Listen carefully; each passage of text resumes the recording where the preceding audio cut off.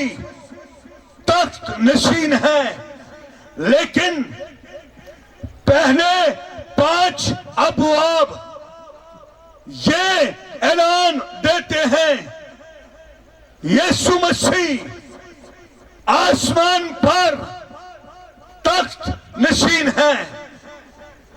यह बात याद रखो, आसमान पर भी अगर कोई तख्त नशीन है, आसमान पर भी अगर किसी का जलाल है, तो वो सिर्फ और सिर्फ खुदा के बेटे यीशु मसीह का जलाल और सिर्फ यीशु मसीह का तख्त है जो अब तक कायम रहेगा।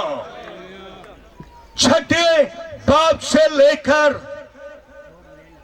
20 बाब तक पढ़ लेना, वक्त मिले जरूर स्टडी कीजिएगा। 6 बाब से लेकर 20 बाब तक दूसरा हिस्सा।